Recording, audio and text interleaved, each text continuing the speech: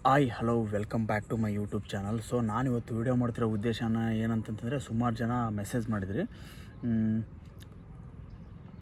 ಈಗೇನೋ ನೋಟಿಫಿಕೇಷನ್ ಆಗುತ್ತೆ ಅಂತ ಹೇಳಿದ್ದಾರೆ, ಮತ್ತೇನೋ ಒಳ ಮೀಸಲಾತಿ ಬಗ್ಗೆ ಇರೋದ್ರಿಂದ ಒಂದು ಸ್ವಲ್ಪ ಡಿಲೇ ಆಗ್ಬೋದು ಅಥವಾ ಆದರೂ ಆಗ್ಬೋದು. ಬಟ್ ಆ ಡಿಲೇ ಆಗೋದ್ರ ಬಗ್ಗೆ ಯಾರೂ ಯೋಚನೆ ಮಾಡೋದು ಬೇಡ. ಯಾಕಂದರೆ ಒಂದು ಸ್ವಲ್ಪ ದಿನ ಡಿಲೇ ಆಗ್ಬೋದು ಅಷ್ಟೇ. ಯಾಕಂದರೆ ಈಗ ಆಲ್ರೆಡಿ ತುಂಬ ಲೇಟಾಗಿರೋದ್ರಿಂದ ಸ್ವಲ್ಪ ದಿನ ಡಿಲೇ ಆಗ್ಬೋದು.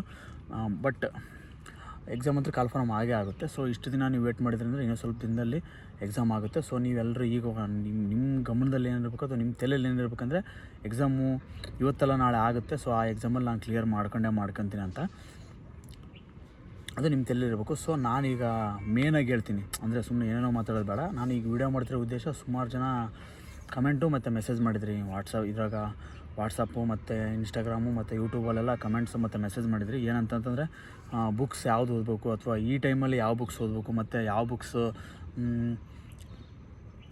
ಚೆನ್ನಾಗಿ ಯಾವ್ಯಾವ ಸಬ್ಜೆಕ್ಟಿಗೆ ಪರ್ಟಿಕ್ಯುಲರಾಗಿ ಯಾವ ಬುಕ್ಸು ಮತ್ತು ನೀವು ಯಾವ ಬುಕ್ಸ್ ಓದ್ತಿದ್ರಿ ಅಂತ.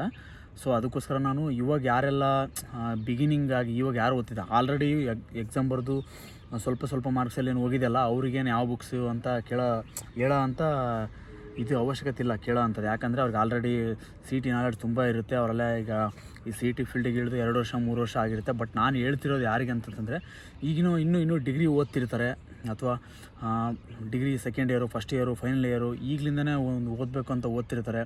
ಇಲ್ಲಾಂದ್ರೆ ಜಸ್ಟ್ ಡಿಗ್ರಿ ಔಟ್ಪುಟ್ ಆಗಿರ್ತೈತಿ, ಇವಾಗ ಅಪ್ಲಿಕೇಶನ್ ಹಾಕೋಕ್ಕೆ ಸ್ಟಾರ್ಟ್ ಮಾಡಿರ್ತಾರೆ. ಸೊ ಅಂಥವ್ರಿಗೆ ಹೆಲ್ಪ್ ಆಗಲಿ ಅಂತ ಹೇಳ್ಬಿಟ್ಟು ಈ ವಿಡಿಯೋ ಮಾಡ್ತಿದ್ದೀನಿ. ಸೊ ನೀವು ಫಸ್ಟ್ ಬೇಸಿಕ್ಕಾಗಿ ಏನು ತಿಳ್ಕೊಬೇಕಂತಂದರೆ, ಮತ್ತು ಮೇನಾಗಿ ಅಂದರೆ ಡಿಗ್ರಿ ಓದ್ತಿರೋರಿಗೆ ಅಥವಾ ಜಸ್ಟ್ ಮುಗಿಸಿ ಈಗ ತಾನೇ ಸಿ ಟಿ ಫೀಲ್ಡಿಗೆ ಯಾರೆಲ್ಲ ಎಂಟ್ರಿ ಆಗಿದಾರ, ಅವರು ಮುಖ್ಯವಾಗಿ ಗಮನದಲ್ಲಿ ಇಟ್ಕೊಳ್ಬೇಕಾಗಿರ್ತಕ್ಕಂಥ ವಿಷಯಗಳು ಏನಂತಂದರೆ, ನೀವು ಏನನ್ನು ಓದಬೇಕು ಮತ್ತು ಏನನ್ನು ಓದಬಾರ್ದು ಅಂತ. ಯಾಕಂದರೆ ಈ ಸಮಯದಲ್ಲಿ ತುಂಬ ಸಮಯ ಕಡಿಮೆ ಇದೆ. ನೀವು ಯಾವುದೋ ಒಂದು ಅದು ಅವಶ್ಯಕತೆ ಇರದೇ ಇರೋದು ಅಥವಾ ಮಹತ್ವ ಇಲ್ಲದೆ ಇರೋದನ್ನ ಏನಾದರೂ ನೀವು ಓದ್ಕೊಂತ ಸಮಯ ವ್ಯರ್ಥ ಮಾಡಿದ್ರೆ, ನಿಮ್ಗೆ ಯಾವುದು ಇಂಪಾರ್ಟೆನ್ಸ್ ಇರುತ್ತಲ್ಲ, ಸೊ ಅದನ್ನು ಸಬ್ಜೆಕ್ಟ್ ಕವರ್ ಮಾಡೋಕ್ಕಾಗಲ್ಲ. ಹಂಗಾಗಿ ನೀವು ಯಾವುದು ಓದಬೇಕು ಯಾವುದು ಓದಬಾರ್ದು ಅಂತ ಫಸ್ಟು ಮೇನ್ ಇದನ್ನು ತಿಳ್ಕೊಬೇಕು. ಅದಾದಮೇಲೆ ಬುಕ್ಸು ವಿಚಾರಕ್ಕೆ ಬಂದರೆ, ಫಸ್ಟು ನೀವು ಏನಾದ್ರು ಬಿಗಿನರ್ಸ್ ಆಗಿದ್ದರೆ ಫಸ್ಟು ನೀವು DSRT ಬುಕ್ಸ್, ಅಂದರೆ ಈಗ ಗೌರ್ಮೆಂಟ್ 6 to 10th ಬುಕ್ಸ್ ಓದಬೇಕು. ಅವನ್ನ ನಿಮ್ಮ ಹತ್ರ ಅವೈಲೇಬಲ್ ಇದ್ದರೆ. ಸೊ ಅವೈಲೇಬಲ್ ಇಲ್ಲ ಅಂದರೆ ಏನೋ ಅಂತ ಏನಿದೆಯಲ್ಲ, ನಾನೇನು ಅದ್ರ ಕಡೆ ಅಷ್ಟೊಂದು ಓದಿಲ್ಲ. ಅಂದರೆ ಇತ್ತು ನನ್ನ ಹತ್ರ ಬುಕ್ಸ್ ಆಲ್ರೆಡಿ ಎಲ್ಲರ ಹತ್ರ ಅವನು ಕಲೆಕ್ಟ್ ಮಾಡಿ ಇಟ್ಕೊಂಡಿದ್ದೆ. ಕೆಲವೊಂದು ಸಿಗದಿರೋದನ್ನ PDF ಕೂಡ ತಗೊಂಡಿದ್ದೆ ಟೆಲಿಗ್ರಾಮಲ್ಲೆಲ್ಲ ನೋಡಿಬಿಟ್ಟು. ಬಟ್ ಫಸ್ಟ್ ನೀವು DSRT ಬುಕ್ಸ್, ಯಾಕಂದರೆ ಅದರಲ್ಲಿ ಈಸಿ ಮೆಥಡ್ ಕೊಟ್ಟಿರ್ತಾನೆ. ಈಗ ಫಸ್ಟ್ ನೀವು ಯಾವುದನ್ನು ಉದಾಹರಣೆಗೆ ಹೇಳೋಕ್ಕಂದರೆ, ಭಾರತ ಸಂವಿಧಾನ, ನೀವು ಅದನ್ನು ಒಂದಟ್ಟಿಗೆ ಯಾವುದೋ ಒಂದು ಗಂಗಾಧರ್ ಸರ್ ಬುಕ್ಕನೋ ಅಥವಾ KM ಸುರೇಶ್ ಸರ್ದು ಬುಕ್ಕನೋ ಯಾವುದೋ ಒಂದು ಇನ್ನು ಯಾವುದೋ ಯಾವುದಾದ್ರು ಬುಕ್ ತಗೊಂಡ್ರೆ ಅಂದರೆ ಅದರಲ್ಲಿ ಡೀಪಾಗಿ ಕೊಟ್ಟಿರ್ತಾನೆ. ನಿಮಗೆ ಓದೋಕೆ ಒಂಥರ ಗೊತ್ತಿರಲ್ಲ. ನಿಮ್ದೇನಾದರೂ ಆರ್ಟ್ಸ್ ಬ್ಯಾಕ್ಗ್ರೌಂಡ್ ಇದ್ದರೆ ಗೊತ್ತಿರ್ತೈತಿ. ಈಗ BCom ಇಲ್ಲಾಂದ್ರೆ ಸೈನ್ಸ್ ಬ್ಯಾಕ್ಗ್ರೌಂಡು, ಇಂಜಿನಿಯರಿಂಗು ಅಥವಾ ಇನ್ನು ಯಾವುದಾದ್ರೂ ಬೇರೆ ಬ್ಯಾಕ್ಗ್ರೌಂಡ್ ಇದ್ದರೆ ನಿಮಗೆ ಗೊತ್ತಿರೋಲ್ಲ. ನಿಮಗಂದರೆ GK ಬಗ್ಗೆ ಸ್ವಲ್ಪ ಜನರಲ್ ನಾಲೆಡ್ಜ್ ಬಗ್ಗೆ ಅಷ್ಟು ಗೊತ್ತಿರಲ್ಲ. ಯಾಕಂದ್ರೆ ನಿಮ್ಮದು ಕಾಂಬಿನೇಷನ್ ಬೇರೆ ಇರೋದ್ರಿಂದ. ಅದಕ್ಕೆ ನೀವು ಫಸ್ಟ್ ಬೇಸಿಕ್ನ ತಿಳ್ಕೊಬೇಕು. ಬೇಸಿಕ್ ನೀವು ಎಷ್ಟು ಸ್ಟ್ರಾಂಗ್ ಆಗಿರಲ್ಲ ಅಷ್ಟು ಈ ಎಕ್ಸಾಮು ಕ್ಲಿಯರ್ ಮಾಡೋಕ್ಕೆ ನಿಮಗೆ ಅನುಕೂಲ ಆಗ್ತದೆ. ಸೊ ಅದಕ್ಕೋಸ್ಕರ ನೀವು ಫಸ್ಟ್ ಬೇಸಿಕ್ನ ಸ್ಟ್ರಾಂಗ್ ಆಗ್ಬೇಕಂದ್ರೆ ನೀವು ಫಸ್ಟ್ ಬೇಸಿಕ್ ಬುಕ್ಸ್ನ ಓದ್ಬೇಕಂದ್ರೆ DSRT ಬುಕ್ಸ್ನ. ಇಂಗ್ಲೀಷ್ ಮೀಡಿಯಮ್ ಇದ್ದರೆ NCERT ಬುಕ್ಸ್ ಓದಿ. NCERT ಬುಕ್ಸ್ನೂ ಒಂದು ಸ್ವಲ್ಪ ಡೆಪ್ತ್ ಆಗಿದೆ. ಹಂಗಾಗಿ ಸ್ಟೇಟ್ ಬುಕ್ಸ್ ಏನಿದೆಯಲ್ಲ ಅದರಲ್ಲಿ ಒಂಥರ ಈಸಿ ವೇನಲ್ಲಿದೆ. ಅಂದರೆ ನೀವು ಸ್ಟೇಟ್ ಗೌರ್ಮೆಂಟ್ ಎಕ್ಸಾಮ್ಸ್ನ ಕ್ಲಿಯರ್ ಮಾಡ್ಬೇಕಂದ್ರೆ ಇವನು ಓದಿದರೆ ಸಾಕು, ಎನಫ್ ಅಂತ ಹೇಳ್ತೀನಿ. ಅದರಲ್ಲಿ ಈಗ ನಾನು ಹೇಳ್ತಿದ್ದಲ್ಲ, ಈಗ ನೀವು ಸಂವಿಧಾನನ ಆ ದೊಡ್ಡ ಬುಕ್ ಓದೋಕ್ಕಿಂತ ಆ ಥರ ಬುಕ್ಸ್ನ ಫಸ್ಟ್ ಈ ಥರ ಓದಿ ನಿಮಗೆ ಒಂದು ಕಾನ್ಸೆಪ್ಟ್ ಗೊತ್ತಾಗುತ್ತೆ. ಭಾರತ ಸಂವಿಧಾನ ಅಂದರೆ ಏನು, ಇದರಲ್ಲಿ ಏನೇನು ಒಳಗೊಂಡಿದೆ, ಇದನ್ನು ಏನಕ್ಕೆ ನಾವು ಓದಬೇಕು, ಭಾರತ ಸಂವಿಧಾನ ರಚನೆ ಆಗಿದ್ದ ಇತಿಹಾಸ ಇರ್ಬೋದು, ಅದರಲ್ಲಿ ಎಷ್ಟು ವಿಧಿಗಳಿದಾವೆ ಮತ್ತು ಎಷ್ಟು ಭಾಗಗಳಿದಾವೆ, ಎಷ್ಟು ಅನುಸೂಚಿಗಳಿದಾವೆ, ಭಾಗಗಳಿಗೂ ಅನುಸೂಚಿಗಳಿಗೆ ಏನು ಡಿಫ್ರೆನ್ಸ್ ಐತಿ, ಈ ಥರ ನಿಮಗೆ ಅರ್ಥ ಆಗ್ತಾ ಹೋಗ್ತೈತೆ. ಅದೇ ಥರ ಜಿಯೋಗ್ರಫಿ ಅಂದರೆ ಸಿಂಪಲ್ ಕೊಟ್ಟಿರ್ತಾನಲ್ಲ, ಅರ್ಥ ಆಗ್ತಾ ಹೋಗ್ತೈತಿ. ಸೊ ನಿಮಗೆ ಬೇಸಿಕ್ ಅದೇನು ಸ್ಟ್ರಾಂಗ್ ಆಗಿ ನಿಮಗೆ ಸಿಲೆಬಸ್ ಬಗ್ಗೆ ಐಡಿಯಾ ಬಂತಂದರೆ, ನೀವು ಅವಾಗ ನಿಮ್ಗೆ ಇನ್ನೂ ಹೆಚ್ಚಿಗೆ ಆಳವಾಗಿ ಅಧ್ಯಯನ ಮಾಡ್ಬೇಕಂದ್ರೆ ನೀವು ಆ ಥರ ಬುಕ್ಸ್ನ ಚಾಯ್ಸ್ ಮಾಡಿ. ಅಂದರೆ ಲೈಕ್ ನಿಮ್ಗೆ ಯಾವ್ದು ಇಷ್ಟ ಅದು. ನಾನು ಎಲ್ಲ ಫಸ್ಟು ಬೇಸಿಕ್ ಬುಕ್ಸ್ನ ಓದಿ ಆಮೇಲೆ ಎಲ್ಲ ಸಬ್ಜೆಕ್ಟ್ ವೈಸ್ ನಾನು ಆ ಥರ ಬುಕ್ಸ್ನ ತಗೊಂಡಿದ್ದೆ. ಅಂದರೆ ನೆಕ್ಸ್ಟ್ ಹೈಯರ್ ಎಜುಕೇಷನ್ ಮಾಡ್ಬೇಕಂತ ನನ್ನ ಇದು ಇರೋದ್ರಿಂದ ಮಾಡ್ಬೇಕಂತ ಅಂದ್ಕೊಂಡಿದ್ದೆ. ಹಂಗಾಗಿ ಬುಕ್ಸ್ ನಾನು ಇನ್ನೊಂದು ಹೇಳ್ತೀನಿ ನೋಡಿರಿ, ಯಾವ ಬುಕ್ಸ್ ತಗೋಬೇಕು, ಈ ಬುಕ್ಸ್ ಚೆನ್ನಾಗಿ ಆ ಬುಕ್ಸ್ ಚೆನ್ನಾಗಿ ಅನ್ನೋದಕ್ಕಿಂತ ನೀವು ಯಾವ ಬುಕ್ಸ್ ಓದ್ತಿದ್ದೀರಲ್ಲ ಅದ್ರ ಮೇಲೆ ಒಂದು ನಂಬಿಕೆ ಇಟ್ಟು ಅದನ್ನೇ ಜಾಸ್ತಿ ರಿವಿಷನ್ ಮಾಡಿ ಅದರಲ್ಲಿ 100% ಅದು ಬಂದೇ ಬರ್ತೈತಿ. ಸೊ ಎಲ್ಲ ಬುಕ್ಕಲ್ಲಿ ಒಂದೇ ಥರ ಕೊಟ್ಟಿರ್ತಾನೆ, ಬಟ್ ಅದನ್ನು ವಿಚಾರನ ಬೇರೆ ಬೇರೆ ಥರ ವಿಶ್ಲೇಷಣೆ ಮಾಡಿರ್ತಾನೆ. ಒಂದೊಂದು ಸರಳದ ಭಾಷೆಗೆ ಮಾಡಿರ್ತಾನೆ, ಒಂದು ಸ್ವಲ್ಪ ಡಿಫಿಕಲ್ಟಿ ಭಾಷೆಗೆ ಎಕ್ಸ್ಪ್ಲೇನ್ ಮಾಡಿರ್ತಾನೆ. ನಿಮಗೆ ಯಾವುದು ಅಡ್ಜಸ್ಟ್ ಆಗುತ್ತೆ ಅದು. ನಾನು ಓದಿದ್ದಂದರೆ KM ಸುರೇಶ್ ಸರ್ದು. ನಾನು ಅವ್ರದ್ದೇ ಜಿಯೋಗ್ರಫಿ ಬುಕ್ಕು ಅವ್ರದ್ದೇ ತಗೊಂಡಿದ್ದೆ, ಮತ್ತು ಸೈನ್ಸು ಅವ್ರದ್ದೇ ತಗೊಂಡಿದ್ದೆ. ಆಮೇಲೆ ಸಪ್ರೇಟ್ ತಗೊಂಡಿದ್ದೆ ನಾನು ಸಬ್ಜೆಕ್ಟ್ ವೈಸು, ಜಿಯೋಗ್ರಫಿ, ಸೈನ್ಸು ಮತ್ತು ಕಾನ್ಸ್ಟಿಟ್ಯೂಷನ್ನು, ಸಂವಿಧಾನ. ಆಮೇಲೆ ಮೆಂಟಲ್ ಎಬಿಲಿಟಿ ಅವಾಗ ನಾವು ನಿಂಗಪ್ಪ ಸಾರ್ ಅಂತ ನೀವು ಯೂಟ್ಯೂಬ್ನಾಗ ವೀಡಿಯೋಸ್ ಕೂಡ ಮಾಡ್ತಾರೆ. ಅವ್ರದ್ದು ಒಂಥರ ಮೆಂಟಲ್ ಎಬಿಲಿಟಿ ಈಸಿ ಮೆಥಡ್ನಾಗ ಹೇಳ್ಕೊಡ್ತಾರೆ. ಸೊ ಹಂಗಾಗಿ ನಿಮ್ಗೇನಾದ್ರು ಮೆಂಟಲ್ ಎಬಿಲಿಟಿ ಟಫ್ ಆಗ್ತದೆ ಅಂದರೆ ಅವ್ರ ಬುಕ್ ನಾನು ಸಜೆಷನ್ ಮಾಡ್ತೀನಿ, ಯಾಕಂದರೆ ಈಸಿ ಮೆಥಡ್ನಾಗ ಹೇಳ್ಕೊಡ್ತಾರೆ. ಸೊ ಅವ್ರ ಬುಕ್ ಚೆನ್ನಾಗಿದೆ, ಮತ್ತು ಅವ್ರದ್ದು ಕ್ಲಾಸಸ್ ಕೂಡ ಚೆನ್ನಾಗಿ ಬರ್ತೈತಿ. ಇಲ್ಲಾಂದ್ರೆ ಮತ್ತು ನಿಮಗೆ ಯಾವುದಾದ್ರೂ ಲೈಕ್ ಈಶ್ವರಗಿರಿ ಸಾರು ಮತ್ತು ಇನ್ನೂ ಯಾವುದಾದ್ರೂ ನೀವು ನೋಡ್ತಿದ್ರೆ ಯಾವುದಾದ್ರೂ ಕ್ಲಾಸು, ಇಲ್ಲಂದಪ್ಪ ಅಂದ್ರೆ ಬುಕ್ಸು ಯಾವುದಾದ್ರೂ ಒಂದು. ಅದಾದಮೇಲೆ ಮತ್ತು ಹಿಸ್ಟ್ರಿ ನೀವು ಯಾವ್ದು ತಗೊಂತೀರ, ನಾವೊಂದು ಮಂಜುನಾಥ್ ಅಂತ ಒಂದೇ ಇತ್ತು, ಅದನ್ನು ಹಿಸ್ಟ್ರಿ ಆ ಥರ ಬುಕ್ಸ್ ತಗೊಂಡಿದ್ದೆ. ಅದು ಬಿಟ್ಟನಪ್ಪ ಅಂದ್ರೆ ನಾನು ಆಲ್ಮೋಸ್ಟ್ DSRT ಬುಕ್ಸ್ ತಗೊಂತಿದ್ದೆ. ಮತ್ತು ಒಂದು KNA ಅಂತ ಒಂದು ಬರ್ತೈತಿತ್ತು, ದೊಡ್ಡದೈತೆ, ಅದು ಭಾಳ ದೊಡ್ಡದೈತೆ ಬುಕ್ಕು. ಬಟ್ ಅದರಲ್ಲಿ ಒಂದು ಪಾಠ ಅಥವಾ ಒಂದು ಚಾಪ್ಟರ್ ಆದಮೇಲೆ ಅದ್ರ ಹಿಂದಕ್ಕೆ ಅದಕ್ಕೆ ಸಂಬಂಧಪಟ್ಟದ್ದು MCQs ಕೊಡ್ತದೆ. ಸೊ ಹಂಗಾಗಿ ನಾನು ಅದನ್ನು ಭಾಳ ಓದೋದಕ್ಕಿಂತ MCQs ಸಾಲ್ವ್ ಮಾಡ್ತೀನಿ. ಅಂದರೆ ನನಗೆ ಈಗ ಹಿಸ್ಟ್ರಿ ನಿಮಗೊಂದು ಐಡಿಯಾ ಇರುತ್ತೆ, ಅಂದರೆ ಏನು, ಹಿಸ್ಟ್ರಿನ ಯಾವಾಗಲೂ ಓದಬೇಕಾದ್ರೆ 3 ಭಾಗಗಳು ಮಾಡ್ಕೊಳಕ್ಕೆ. ಈಗ ಹೆಂಗಂತಂದ್ರೆ ಪ್ರಾಚೀನ ಯುಗಿನ ಇತಿಹಾಸ, ಮಧ್ಯಕಾಲೀನ ಇತಿಹಾಸ, ಆಧುನಿಕ ಇತಿಹಾಸ ಅಂತಂದು ಈ ಥರ ಮಾಡ್ಕೊಂಡು ಡಿವೈಡ್ ಮಾಡ್ಕೊಂಡು ಓದ್ಬೇಕು. ಹಂಗಂದ್ರೆ ನಿಮಗೊಂದು ಸಿಲೆಬಸ್ ಗ್ರಿಪ್ ಸಿಗ್ತದೆ. ಇಲ್ಲಾಂದರೆ ಹಿಸ್ಟ್ರಿ ನೀವು ಎಷ್ಟು ಓದಿದ್ರೆ ಸಾಲದು, ಬರೀ ಒಂದೇ ಸಬ್ಜೆಕ್ಟ್ನ ಮುಗಿಸೋಷ್ಟೊತ್ತಿಗೆ ಎಕ್ಸಾಮು ಎಲ್ಲ ಬರೆದ್ಬಿಟ್ಟು ಎಕ್ಸಾಮೆಲ್ಲ ಫಿನಿಷ್ ಆಗೋಗ್ತೈತಿ. ಸೊ ಹಂಗಾಗಿ ಡಿವೈಡ್ ಮಾಡ್ಕೊಂಡು ಹಿಸ್ಟ್ರಿ ಓದಿರಿ. ಸೊ ನಿಮಗೆ ಯಾವ್ದು ಲೈಕ್ ಆಗ್ತೈತೆ ಅದು ಫಸ್ಟ್ ಬೇಸಿಕ್ ಬುಕ್ಸ್ ತಗೊಳ್ಳಿ. ಆಮೇಲೆ ಹಿಸ್ಟ್ರಿನ ನಿಮ್ಗೆ KNA ಚೆನ್ನಾಗೈತಿ, ಬಟ್ ಅದು ತುಂಬ ಡೆಪ್ತ್ ಇರೋದ್ರಿಂದ ಅದು KS ಮೇನ್ಸ್ ಬರೋರಿಗೆ ಯೂಸ್ ಆಗ್ತೈತಿ. ಸೊ ಹಂಗಾಗಿ ದೊಡ್ಡ ಎಕ್ಸಾಮ್ ಬರೋಲ್ಲ ಅದನ್ನೇ ಓದ್ತಿರ್ತಾರೆ. ಬಟ್ ನಿಮ್ಮ ಹತ್ರ ಅಷ್ಟೊಂದು ಟೈಮ್ ಇಲ್ಲ ಅಂತಂದರೆ ನೀವು KNA ಬುಕ್ಸ್ ಎಲ್ಲಾದರೂ ಸಿಕ್ಕರೆ ನಿಮ್ಮ ಫ್ರೆಂಡ್ಸ್ ಅಥವಾ ಯಾವುದಾದ್ರು ಲೈಬ್ರರಿಯಲ್ಲಿ ಇಸ್ಕೊಂಡು ಜಸ್ಟ್ ಆ ಒಂದು ಚಾಪ್ಟ್ರು ಅದಕ್ಕೆ ಸಂಬಂಧಪಟ್ಟಿದ್ದು ಹಿಂದೆ MCQs ಇದ್ದರೆ ಸಖತ್ ಬ್ಯೂಟಿಫುಲ್ ಐತಿ. ಅದಕ್ಕೆ ಸಂಬಂಧಪಟ್ಟಿದ್ದು MCQsನ ಸಾಲ್ವ್ ಮಾಡ್ಕೊಂತ ಹೋಗ್ಬಿಡಿ. ನೀವು ಆಲ್ರೆಡಿ ನಿಮಗೀಗ ಇತಿಹಾಸ ಗೊತ್ತಿರ್ತೈತಲ್ಲ, ಪ್ರಾಚೀನ ಭಾರತದ ಇತಿಹಾಸ, ಮಧ್ಯಕಾಲ ಇತಿಹಾಸ, ಆಧುನಿಕ ಭಾರತ ಇತಿಹಾಸ, ನಿಮಗೆ ಸಿಲೆಬಸ್ ಗೊತ್ತಿರ್ತೈತಲ್ಲ ಅದಕ್ಕೆ ಸಂಬಂಧಪಟ್ಟದ್ದು. ಈಗ ಯಾವುದು ಮಧ್ಯಕಾಲೀನ ಭಾರತ ಅಂತ ಬಂತಂದಪ್ಪ ಅಂದರೆ ವಿಜಯನಗರ ಸಾಮ್ರಾಜ್ಯ, ಇಲ್ಲಪ್ಪ ಅಂದರೆ ದೆಹಲಿ ಸುಲ್ತಾನರು, ಇವ್ರ ಬಗ್ಗೆ ಗೊತ್ತಿರ್ತೈತೆ ನಿಮಗೆ ಗೊತ್ತಿರ್ತೈತಲ್ಲ. ಹಂಗಾಗಿ ಸೊ ಅವ್ರಿಗೆ ಸಂಬಂಧಪಟ್ಟಿದ್ದು MCQs ಬಿಡಿಸಿದರೆ ಅದು ಸಬ್ಜೆಕ್ಟ್ ಎನಫ್. ಸೊ ಹಂಗಾಗಿ ಆ ಥರದ ಕ್ವಶನ್ ಪೇಪರ್ನ ಆ ಥರ MCQsನ ಸಾಲ್ವ್ ಮಾಡಿ, ಅದು ಒಂದು ಚೆನ್ನಾಗಿದೆ. ಮತ್ತು ಇನ್ಯಾವ ಸಬ್ಜೆಕ್ಟು ಎಕನಾಮಿಕ್ಸಿಗೆ ಕೂಡ ನಾನು ಗರಣಿ ಕೃಷ್ಣಮೂರ್ತಿ ಸಾರ್ದೊಂದು ಬುಕ್ಸ್ ಚೆನ್ನಾಗಂತ ಹೇಳ್ಬಿಟ್ಟು ಅದನ್ನ ತಗೊಂಡೆ. ಅದು ಕೂಡ ಚೆನ್ನಾಗೈತಿ. ಮತ್ತು KM ಸುರೇಶ್ ಸರ್ದು ಚೆನ್ನಾಗೈತಿ, ಬಟ್ ಅಪ್ಡೇಟ್ ವರ್ಷನ್ ಇರಬೇಕು KM ಸುರೇಶ್ ಸರ್ದು ಇವಾಗ ರೀಸೆಂಟಿಂದ. ಯಾಕಂದರೆ ಎಕನಾಮಿಕ್ಸ್ನ ನೀವು ಯಾವುದೋ ಹಳೇದು ಬುಕ್ಸ್ ಇಸ್ಕೊಂಡು ಯಾರ ಹತ್ರ ಇಸ್ಕೊಂಡು ಓದಿರೋ ಅದು ಯೂಸ್ ಆಗಲ್ಲ. ಯಾಕಂದರೆ ಎಕನಾಮಿಕ್ಸ್ನ ಈಗೇನು ಪ್ರೆಸೆಂಟ್ ಇಶ್ಯೂಸ್ ಇರ್ತೈತಲ್ಲ ಅದ್ರ ಸಂಬಂಧಪಟ್ಟಂಗೆ ಕೇಳ್ತಿರ್ತಾನೆ. ಸೊ ಅಪ್ಡೇಟ್ ಆಗೋದು ಇನ್ನಿಂದು ಅರ್ಥಶಾಸ್ತ್ರನ ತಿಳ್ಕೊಳ್ಳೋದು ಇವಾಗ ಏನು ಅದಕ್ಕೆ ಸಂಬಂಧಪಟ್ಟಂಗೆ ಐತಿ ಅಂತಂದ್ರೆ ಸಂಬಂಧಪಟ್ಟಂಗೆ ಇವಾಗ ಏನು ಇಶ್ಯೂಸ್ ಐತಲ್ಲ ಅದ್ರ ಬಗ್ಗೆ ತಿಳ್ಕೊಂತ ಅಪ್ಡೇಟ್ ಮಾಡ್ಕೊತ ನಿಮ್ಮದೇ ಆದ ನೋಟ್ಸ್ ಮಾಡ್ಕೊತ ಹೋಗೋದು. ಆಮೇಲೆ ಕರೆಂಟ್ ಅಫೇರ್ಸ್ ಬಂದ್ಬಿಟ್ಟು ನಾನು MCQs ಸಾಲ್ವ್ ಮಾಡ್ತಿದ್ದೆ. KM ಸುರೇಶ್ ಸರ್ದು ಸ್ಪರ್ಧಾ ವಿಜೇತ ಮ್ಯಾಗ್ಝಿನ್ ಒಂದು ನೋಡ್ತಿದ್ದೆ. ಮಾರ್ಕೆಟಲ್ಲಿ ತುಂಬ ಮ್ಯಾಗ್ಝಿನ್ ಇದ್ದಾವೆ, ನಿಮಗೆ ಯಾವುದು ಚೆನ್ನಾಗಿ ಕಮೆಂಟ್ ಮಾಡಿ. ಮತ್ತು ನೀವು ಒಬ್ಬೊಬ್ಬರು ಒಂದು ಮ್ಯಾಗ್ಝಿನ್ ಓದಿರ್ತೀರಿ, ಬಟ್ ನಾನು ಅವರು ಏನೋ ಒಂದು ನಮಗೆ ಅವ್ರ ಬುಕ್ಸು ಮತ್ತು ಅವ್ರದ್ದು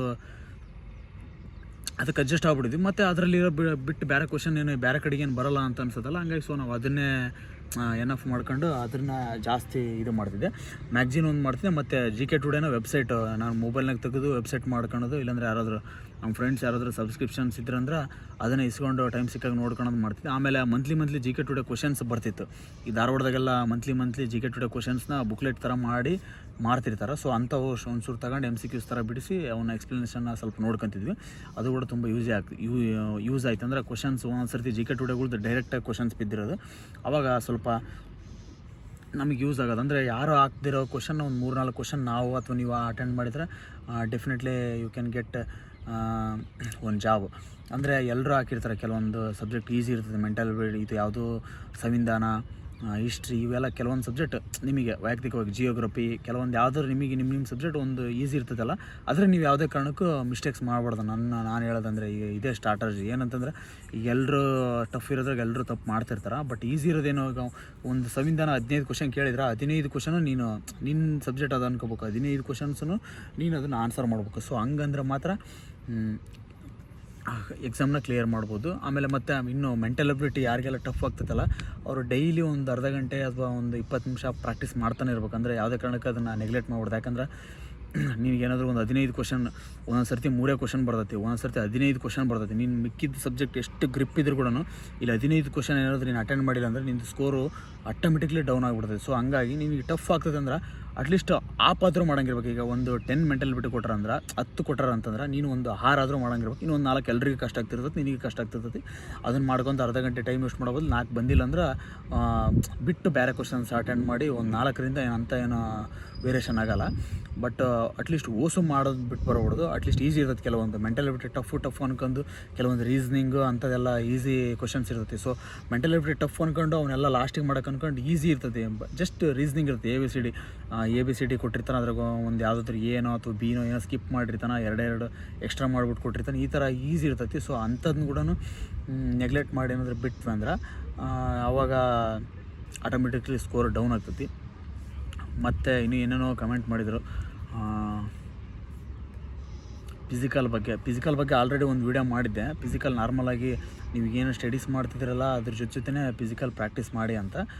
ನಂದು ನಿಮ್ಗೇನಾದರೂ ಫಿಸಿಕಲ್ ಬಗ್ಗೆ ಏನಾದರೂ ಡೌಟ್ ಇದ್ದರೆ ನಂದು ಒಂದು ಪ್ರೀವಿಯಸ್ ವೀಡಿಯೋ ಹಾಕಿದ್ದೀನಿ, ಅದನ್ನು ನೋಡಿಬಿಟ್ಟು ಅಪ್ಡೇಟ್ ಮಾಡ್ಕೊಳ್ಳಿ ನಿಮ್ಗೇನಾದರೂ ಇದ್ದರೆ.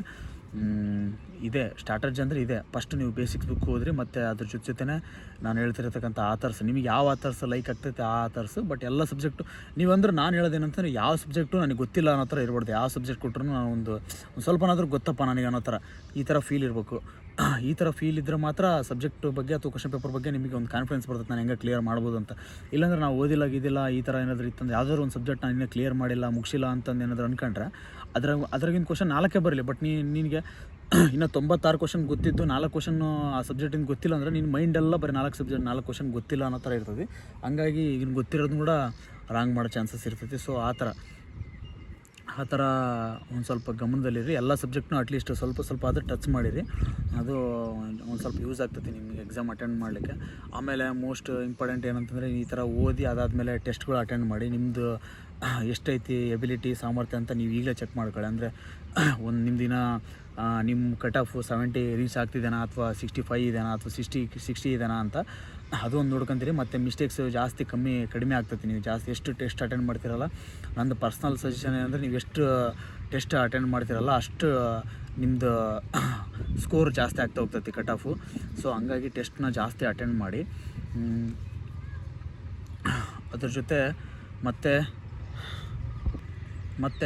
Question paper must and should solve ಮಾಡಿ. ನೀವು ಈ ಥರ ಬೇಸಿಕ್ ಬುಕ್ಸು ಆಮೇಲೆ ಆ ಥರ ಬುಕ್ಸ್ನ ಸ್ವಲ್ಪ ರೆಫರೆನ್ಸ್ ಮಾಡಾದ್ಮೇಲೆ ಜೊತೆನೇ ಕ್ವಶನ್ ಬ್ಯಾಂಕ್ನ ರೆಫರೆನ್ಸ್ ಅಂದರೆ ಪ್ರಿಫರೆನ್ಸ್ ಕೊಟ್ಟು ಅದನ್ನು ಕೂಡ ಸಾಲ್ವ್ ಮಾಡಿ ನೀವು ಕ್ವಶನ್ ಪೇಪರ್ನ. ಯಾಕಂದರೆ ಅದರಲ್ಲಿಂದ ನಿಮಗೆ ಯಾವ ಥರ ಪೇಪರ್ ಸೆಟ್ ಆಗ್ಬೋದು ಅಥವಾ ಯಾವ ಥರ ಪೇಪರ್ ಬರ್ಬೋದು ಅಂತ ಒಂದು ನಿಮಗೆ ಒಂದು ಐಡಿಯಾ ಬರ್ತೈತಿ. ಮತ್ತು ಕ್ವಶನ್ ಪೇಪರ್ ನಾನು ಸಾಲ್ವ್ ಮಾಡಿದೆ ಅಂದರೆ ಒಂದು ಸ್ಪರ್ಧಾ ಜೀನಿಯಸ್ ಅಂತ ಒಂದು ಕ್ವಶನ್ ಪೇಪರು, ಅದು UPSC ಪ್ರಿಲಿಮ್ಸ್ಗೆ ಸಂಬಂಧಪಟ್ಟದ್ದು. ಬಟ್ ಅದು ನೀವು 1973-75 ಕ್ವಶನ್ ಪೇಪರ್ ಐತಿ. ನೀವು ಹಳೆಯ ಕ್ವಶನ್ ಪೇಪರ್ ಬಿಡಿಸಿದ್ರೆ ಈಗ ಬರ್ತಕ್ಕಂಥ PC ಎಕ್ಸಾಮು ಅವಾಗಿರ್ತಕ್ಕಂಥ UPSC ಪ್ರಿಲಿಮ್ಸ್ ಎಕ್ಸಾಮ್ ಅಂದರೆ ನಾನು ಹೇಳೋದು ಅರ್ಥ ಆಗ್ಬೋದು ನಿಮಗೆ.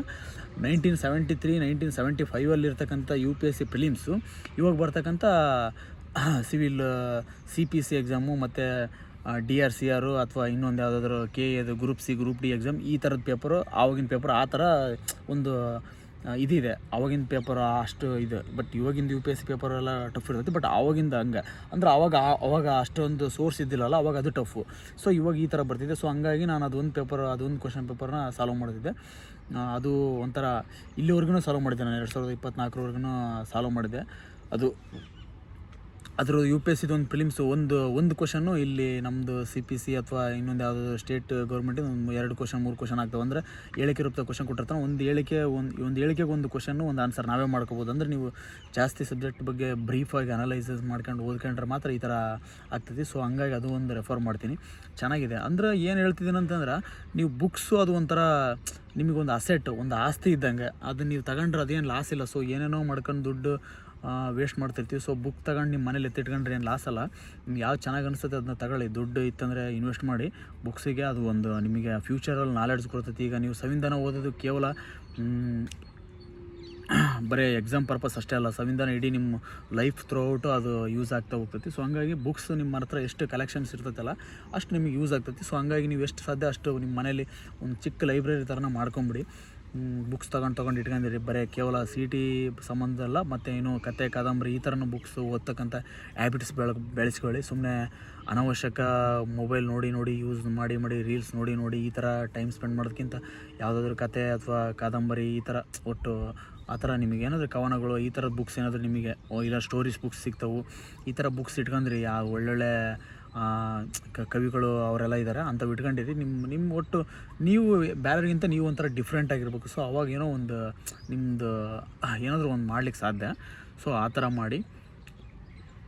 ಆಮೇಲೆ ಮೋಸ್ಟ್ ಇಂಪಾರ್ಟೆಂಟ್ ಏನು ಹೇಳ್ಬೇಕಂತಂದರೆ, ಇವಾಗ ಇನ್ನೂ ಯಾರೆಲ್ಲ PUC ಅಥವಾ ಡಿಗ್ರಿ ಅಥವಾ ಯಾರಾದರೂ ಇನ್ನು ಯಾರೇನು ಸ್ಟಡೀಸ್ ಮಾಡ್ತಿದ್ದಾರೆ ಕಾಲೇಜಲ್ಲಿ, ಸೊ ಅವರು ತುಂಬ ಗಮನದಲ್ಲಿ ಇಟ್ಕೊಬೇಕಾಗಿರೋದು ಏನಂತಂದರೆ, ಇವಾಗ ಅವಾಗಿನ ಥರ ಇಲ್ಲ. ಅಂದರೆ ಅವಾಗ ಒಂದು ಸ್ವಲ್ಪ ವೇಕೆನ್ಸಿ ಅಂದರೆ ಪೋಸ್ಟ್ ಇರೋದು, ಅದಕ್ಕೆ ಒಂದು ಸ್ವಲ್ಪ ಜನ ಎಕ್ಸಾಮ್ ಬರ್ದೋರೆಲ್ಲ ಕೆಲಸ, ಇಲ್ಲಾಂದಪ್ಪ ಅಂದರೆ ಇನ್ನೂ ಪೋಸ್ಟ್ ಖಾಲಿ ಉಳ್ಕೊಳೋದು. ಬಟ್ ಇವಾಗ ಹೆಂಗೆ ಗೊತ್ತಾ, 1000 ಪೋಸ್ಟ್ ಬಿಟ್ಟೋಣಂದರೆ 3 ಲಕ್ಷ 2.5 ಲಕ್ಷ 4 ಲಕ್ಷ ಇಷ್ಟೊಂದು ಜನ ಎಕ್ಸಾಮ್ ಬರ್ತಿದ್ದಾರೆ. ಅಂದರೆ ತುಂಬ ನೀಡಿದೆ ಇವಾಗ, ಜಾಬ್ ಅಂದರೆ ತುಂಬ ನೀಡಿದೆ, ಮತ್ತು ಅಷ್ಟೇ ಇದು ಕೂಡ ಇದೆ.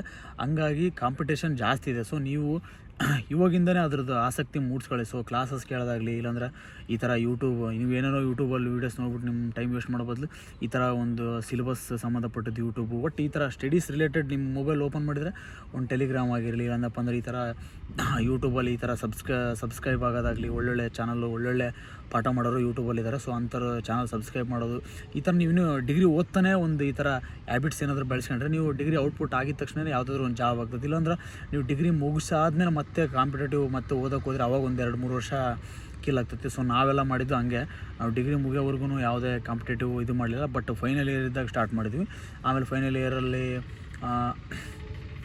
ಎಕ್ಸಾಮ್ ಎಲ್ಲ ಮಾಡಿ ಫಿಸಿಕಲೆಲ್ಲ ಫೇಲಾಗಿ ಮತ್ತು ಡಿಗ್ರಿ ಮುಗಿದ್ಮೇಲೆ ತುಂಬ ಟೈಮ್ ಹಿಡಿತು. ಸೊ ಅದಕ್ಕೋಸ್ಕರ ನೀವು ಇವಾಗಿಂದನೇ ಸ್ಟಾರ್ಟ್ ಮಾಡಿ. ಅರ್ಲಿಯಾಗಿ ಯಾರು ಸ್ಟಾರ್ಟ್ ಮಾಡ್ತೀರೋ ಅವರು ಬೇಗ ಒಂದು ಯಾವುದೋ ನೀವು ಅಂದ್ಕೊಂಡಿದ್ದು ಒಂದು ಏನೋ ಒಂದು ಡ್ರೀಮ್ನ ಇದು ಸಕ್ಸಸ್ ಕಾಣ್ತೀರ ಅದರಲ್ಲಿ ಅಂತ ಹೇಳ್ತೀನಿ.